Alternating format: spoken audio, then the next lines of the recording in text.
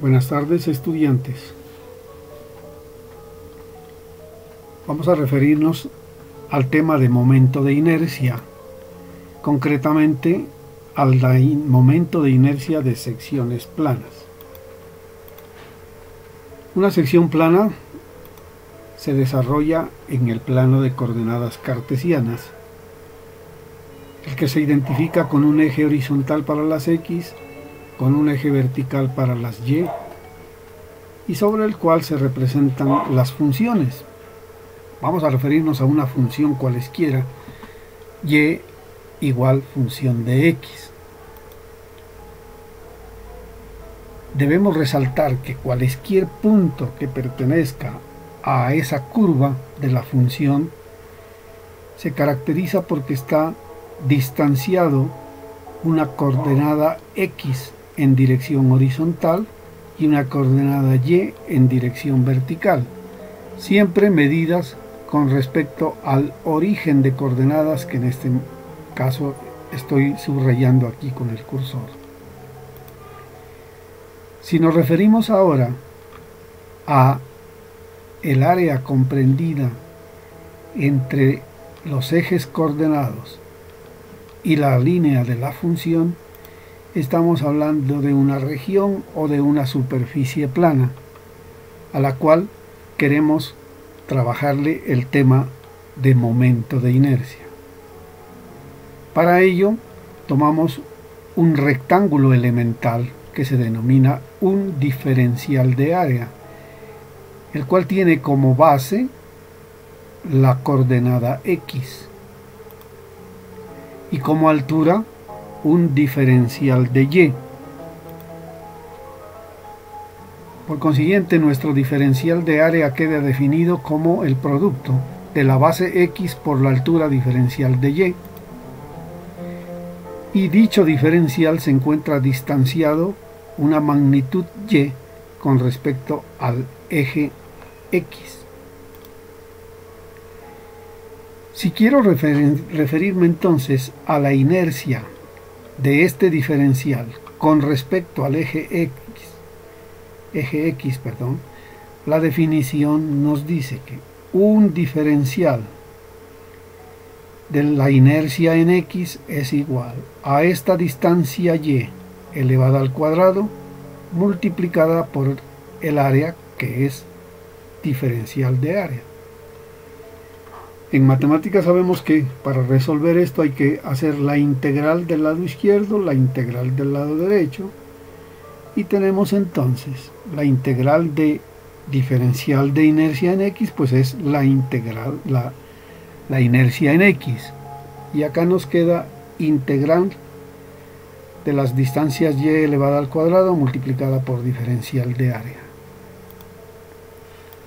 Si quisiéramos ahora hablar de la inercia ya no con respecto al eje x, sino con respecto al eje y, para el mismo caso, la misma función, quizá lo veamos más claro y sea más conveniente tomar ahora el diferencial de área en forma vertical. Tendrá como base diferencial de x y como altura la variable y de la función. Este es nuestro diferencial de área ahora entonces, altura y multiplicada por base diferencial de x.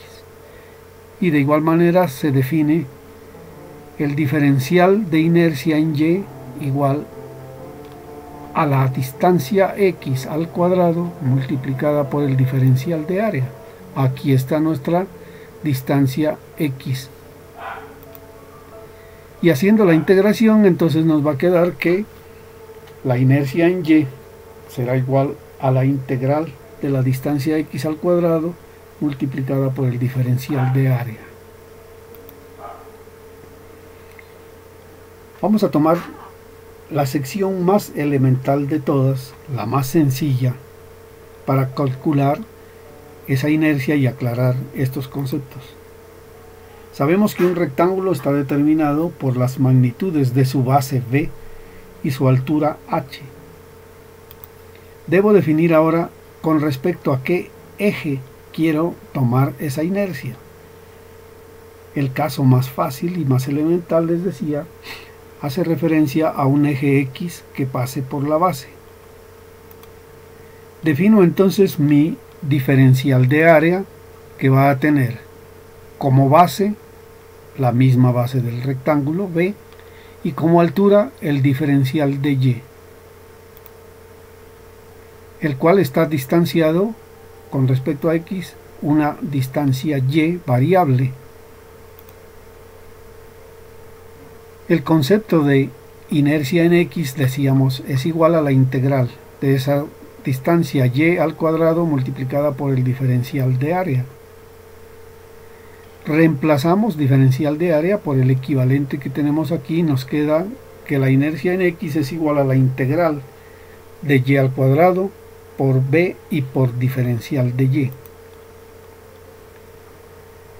Como esta es una integral definida para esta superficie, tiene unos límites de integración. La variable Y tiene como límites de integración. Arranca desde 0 aquí hasta una altura Y, que va a ser como máximo la altura H que tiene el rectángulo. Por eso ponemos aquí los límites de integración desde 0 hasta H, de Y al cuadrado por B y por diferencial de Y. Como esta dimensión B es una constante, puede salir de la integración y nos queda únicamente la integral desde 0 hasta H de Y al cuadrado por diferencial de Y. Valor que ustedes ya conocen. Integrando la Y al cuadrado por dy es Y al cubo sobre 3. Reemplazando la variable Y por el límite de integración H. El 0 no cuenta aquí porque se vuelve 0. Entonces nos queda que la inercia en X es igual a la base por la altura al cubo dividida entre 3.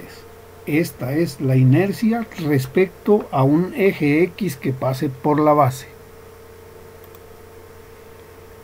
Si quisiéramos hacer lo mismo, pero ya no con respecto a un eje horizontal que pase por la base, sino con respecto a un eje vertical que pase por la altura, tomamos como diferencial de área entonces un rectángulo que tiene por altura la misma altura del rectángulo completo y por base o ancho el diferencial de X, y se encuentra a una distancia X con respecto al eje Y. La definición de integral de Y o integral con respecto al eje Y, decíamos que es la integral de X al cuadrado por diferencial de área. Reemplazando diferencial de área por su equivalente H por D por diferencial de X, tenemos aquí la integral.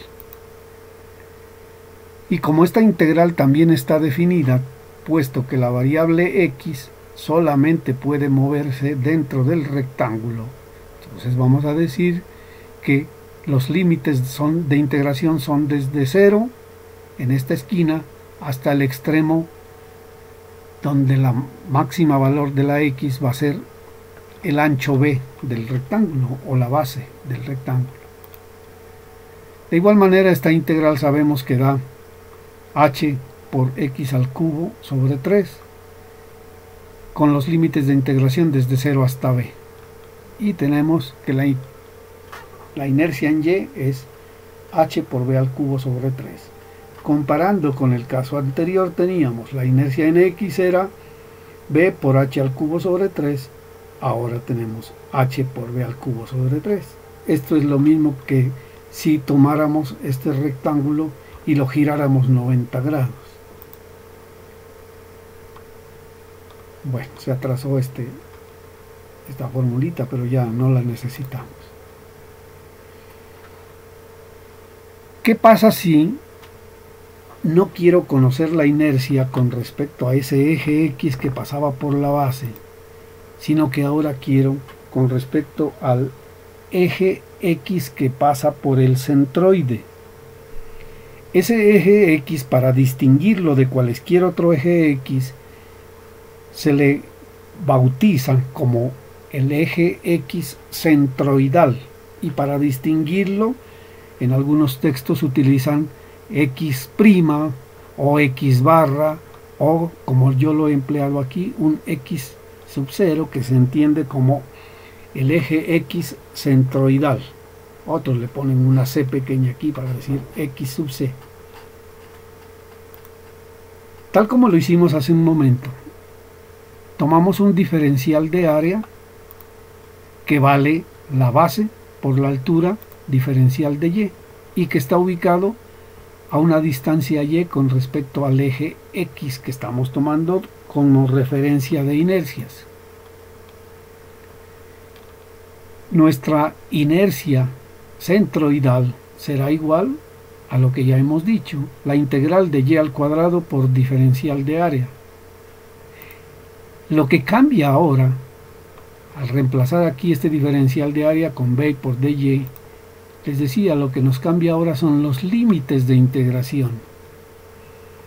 Toda vez que si el eje X se ubica en el centroide del rectángulo que es aquel eje que divide h medios hacia arriba, h medios hacia abajo, entonces observe que la variable Y se puede mover desde la esquina ubicada a menos h medios hasta la esquina superior ubicada a más h medios. Estos son los límites de integración y esta es la integral a resolver. Sacando el b como constante fuera de la integración, nos queda simplemente y al cuadrado por diferencial de y, el cual ya sabemos es y al cubo sobre 3 integrado desde menos h medios hasta más h medios, y que ya sabemos nos da este b al cubo, que lo sacamos y reemplazamos aquí en la variable y al cubo. Va a ser entonces para h medios al cubo, lo cual nos da h al cubo sobre 8,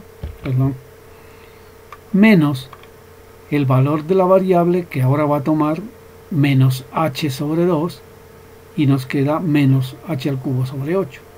Esto es algebraicamente menos por menos da más, y nos queda entonces h cubo octavos más h cubo octavos multiplicado por b al cubo. Nos resulta que la inercia centroidal en X es igual a b h cubo sobre 12. Esta expresión la he subrayado, la he enmarcado, porque es un valor clave que le va a servir a usted de aquí en adelante para toda el área de las estructuras. Asimismo, podemos obtener la inercia centroidal con respecto al eje Y. Y centroidal, hacemos nuestra diferencial de área, el cual está distanciado un valor X. La inercia centroidal en Y se define como la integral de X al cuadrado por diferencial de área. Lo demás se repite de igual manera. ¿Qué cambia aquí? Los límites de integración, que ahora son desde menos b medios hasta más b medios, y la solución de esa integral ya sabemos que nos da b al cubo sobre 8 menos b al cubo sobre 8, aquí me falta un signo menos, y la integral queda la inercia centroidal en Y igual a h por b al cubo sobre 12. Aquí les he puesto este caso resuelto en el libro de Iveler, para que está en forma simplificada, para que ustedes le sigan los pasos y deduzcan sus inquietudes. Dejo para ustedes como inquietud resolver ese mismo caso del libro Iveler, que está resuelto para la inercia en Y. ¿Qué tal si ustedes lo resuelven para la inercia en X? ¿Y qué tal si lo resolvemos para el eje centroidal en X y para el eje centroidal en Y? Estaré atento a sus inquietudes y a sus preguntas. obviamente tendrán todo el tiempo del caso. No quiero dejar pasar este momento sin antes dar una puntadita sobre un tema adicional que es muy cortico y que lo vamos a necesitar para el desarrollo de la clase de esta noche. Se llama el teorema de Steiner o de los ejes paralelos. Vimos cómo para esta figura elemental podríamos obtener la inercia con respecto a un eje que pase por la base, la inercia con respecto a un eje que pase por el centroide. Pero ¿qué pasa si quisiera yo conocer la inercia con respecto a un eje paralelo a X, pero que no pase ni por el centroide ni por la base, sino por a una distancia cualesquiera que la vamos a llamar distancia Y? La he puesto con mayúscula para que no la confundan con diferencial de Y. Esta es distancia con respecto a Y, distancia Y. El teorema de Steiner dice textualmente: la inercia con respecto a un eje X cualesquiera es igual a la inercia en X centroidal, ya la conocemos. Pero a eso hay que agregarle el valor del área, esta es el área total del rectángulo B por H, multiplicado por la distancia en Y, de sub Y, al cuadrado. Sencillito, eso es lo que hay que comprender. De igual manera, calculamos la inercia centroidal para el eje vertical, que lo he puesto aquí en verde, y la llamamos Y centroidal, el eje Y centroidal. Y queremos conocer la inercia con respecto a otro eje arbitrario, paralelo a Y, que se encuentra a una distancia de sub X o de X. Con las transformaciones correspondientes, vamos a decir, según el teorema de Steiner o de los ejes paralelos, que la inercia en Y con respecto a un eje Y cualesquiera es igual a la inercia centroidal en Y, que ya la conocemos, más el área del rectángulo o de la figura que se trate, multiplicada por la distancia X al cuadrado. ¿Cuál es esa distancia X? La que hay desde el eje centroidal hasta el eje arbitrario. ¿Cuál es esa distancia en Y? La que hay desde el eje centroidal en X a ese eje arbitrario. Este es el abrebocas para los ejercicios que tenemos que resolver en la sesión de esta noche. Hasta luego.